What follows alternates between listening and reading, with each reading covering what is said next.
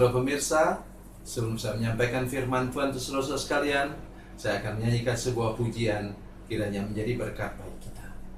Jalan Salib.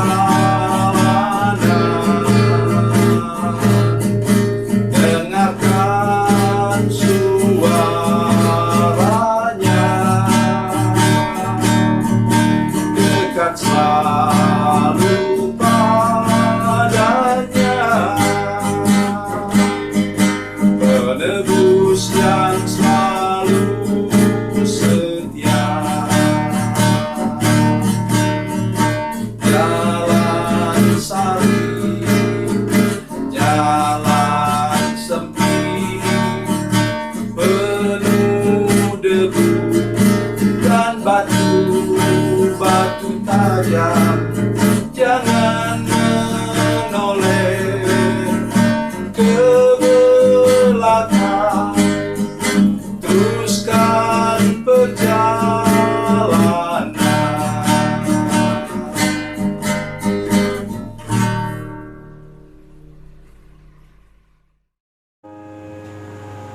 Salam saudara pemirsa, selamat berjumpa kembali dengan kami dalam program Berita Pengharapan.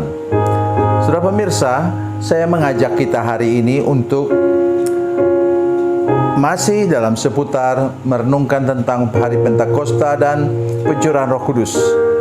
Satu bagian ini yang paling sering dilupakan orang, bahwa untuk mengerjakan sesuatu di rumah Tuhan, untuk mengerjakan kemah suci, bait Allah, kemudian sekarang untuk gereja, Roh Kudus yang memberi kepada kita keterampilan supaya gereja itu bisa dibangun dengan baik, dikelola dengan baik oleh karena anugerah Tuhan. Mari kita berdoa sebelumnya. Bapa, dalam nama Yesus, terima kasih banyak untuk firman Tuhan yang sebentar akan kami dengarkan. Tuhan memberkati kami semua, jamah hati semua pemirsa, seluruh jemaat yang menyaksikan program ini, sehingga kami benar-benar diberkati oleh Tuhan dan menyadari bila kami diberi keterampilan, talenta oleh Tuhan, maka kami harus menggunakannya untuk pembangunan rumah Tuhan, untuk pembangunan gereja, untuk perkembangan gerejamu. Dalam nama Yesus, haleluya, amin. Saudara pemirsa, mari kita membaca Alkitab kita dari Perjanjian Lama, kitab Keluaran pasal 31. Keluaran pasal 31, kita mulai dengan ayat 1 sampai ayatnya yang kelima, 1 sampai 5. Demikian bunyi firman Tuhan. Berfirmanlah Tuhan kepada Musa, lihat, telah kutunjuk Bezalel bin Uri bin Hur dari suku Yehuda, dan telah kupenuhi dia dengan roh Allah, dengan keahlian dan pengertian dan pengetahuan dalam segala macam pekerjaan, untuk membuat berbagai rancangan supaya dikerjakan dari emas, perak dan tembaga, untuk mengasah batu permata supaya ditata, untuk mengukir kayu, dan untuk bekerja dalam segala macam pekerjaan. Amin. Saudara pemirsa, ketika umat Tuhan membangun kemah suci di padang gurun ini dalam perjalanan, Tuhan sudah memberikan begini ukurannya, bagaimana cara membuatnya, bahannya dari apa. Nah, kemudian sampailah pada titik di mana itu, ingat, di dada imam besar itu harus ada apa? Harus ada batu permata, ya, atau berlian di situ. Dan itu tidak bisa dibuat begitu saja. Itu harus ditata, diasah, dibentuk sehingga menjadi bagus dan kemudian taruh di situ. Belum lagi hal-hal berkenaan dengan hal emas misalnya. Kita tahu bahwa di ruang kudus masih bisa itu dilapisi dengan emas. Tapi kalau sudah di ruang maha kudus, saudara sekalian, itu tidak bisa lagi. Itu harus emas yang murni. Dan untuk itu harus dibuat, dibentuk sedemikian rupa. Maka Tuhan kemudian memilih seseorang, memberikan keterampilan, karunia kepadanya yang bernama Bezalel bin Uri bin Hur dari suku Yehuda. Luar biasa. Kemudian dia tidak bisa bekerja sendiri, tetapi ada asistennya atau ada yang membantu dia mengerjakannya. Ayat 6. Juga aku telah menetapkan di sampingnya Aholiab bin Ahisamak dari suku Dan. Dalam hati setiap orang ahli telah kuberikan keahlian. Haruslah mereka membuat segala apa yang telah kuperintahkan kepadamu. Luar biasa. Luar biasa. Itulah yang harus kita perhatikan sekarang untuk gereja. Jadi kalau Tuhan memberikan karunia kepada kita, misalnya untuk menyanyi, maka kita, bagi gereja seperti gereja kami, atau kalau saudara punya gereja yang berbeda, ada cara Tuhan menggunakan saudara-saudara sekalian.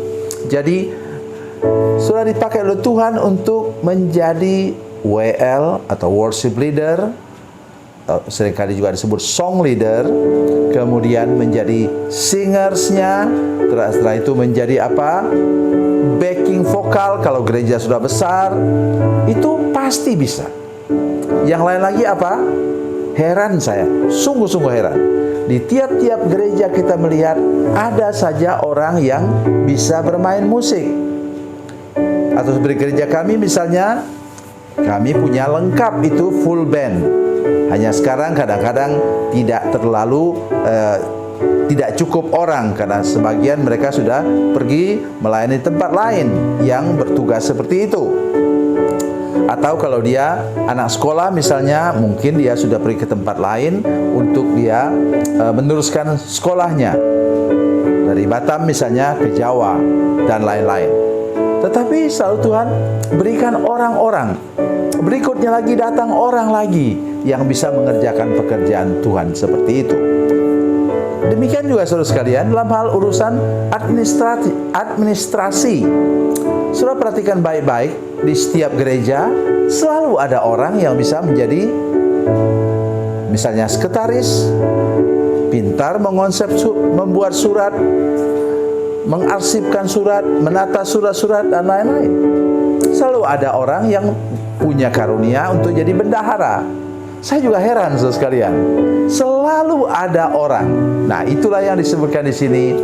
Tuhan memberikan ayat 6 tadi, dalam hati setiap orang ahli telah kuberikan keahlian. Haruslah mereka membuat segala apa yang telah kuperintahkan kepadamu. Luar biasa. Tuhan beri perintah kepada Musa di atas gunung Sinai atau puncak gunung Horeb. Kemudian dia menyampaikannya kepada umat Tuhan, dan ternyata ada orang-orang ini tadi yang sudah Tuhan tunjuk. Begitu juga dalam pekerjaan Tuhan. Ingat, bila engkau seorang hamba Tuhan, Tuhan akan memberikan engkau perlengkapan yang cukup untuk engkau dapat melayani Tuhan dengan sempurna. Saudara sekalian, saya bersyukur karena Tuhan memberi kepada saya kemampuan untuk mengarang lagu. Misalnya lagu-lagu yang saya pakai untuk video streaming ini, itu lagu-lagu yang saya karang sendiri. Saya juga bisa bermain hampir semua jenis alat musik. Saya bisa alat musik tiup misalnya. Cuma sekarang setelah tua saya tidak berani lagi untuk meniup trompet atau apa seperti itu, atau shofar. Lebih sulit lagi kalau shofar. Jadi karena itu kalau misalnya pemain musik kami tidak datang, saya bisa main musik. Nah, tapi tentu saya tidak boleh, gereja ini tidak boleh bergantung hanya kepada satu orang saja. Oleh sebab itu pesan saya hari ini, ingat firman Tuhan ini, bila Tuhan beri engkau talenta atau karunia tertentu, gunakan itu semaksimal mungkin untuk pekerjaan Tuhan, supaya nama Tuhan dipermuliakan. Tuhan Yesus memberkati, Tuhan Yesus baik. Mari kita berdoa. Bapa, dalam nama Yesus, terima kasih karena Roh Kudus menolong kami untuk mendayagunakan talenta kami, karunia kami untuk perkembangan gereja, untuk gerejamu yang Engkau kasihi. Terima kasih Tuhan, terpujilah namamu Tuhan. Kami berterima kasih kepadamu. Engkau Allah yang luar biasa, Engkau Allah yang sanggup untuk menolong kami mengerjakan pekerjaan Tuhan di gereja kami masing-masing. Dalam nama Yesus, haleluya, amin.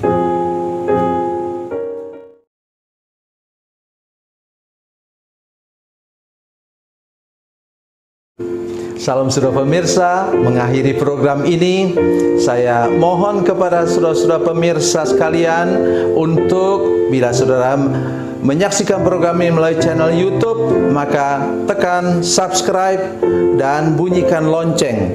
Dan bila saudara menyaksikan program ini melalui channel Facebook, maka tolong saudara-saudara sekalian tekan like dan juga komen. Dan demikian pula bila sudah menyaksikan program Makan Bergizi hari ini yang tertulis, maka tekan yang sama juga, tekan like dan tekan komen. Dan tolong saudara-saudara sekalian untuk membagikan program ini, share program ini di channel saudara-saudara sekalian, supaya lebih banyak lagi orang diberkati melalui program ini. Tuhan Yesus memberkati, Tuhan Yesus baik.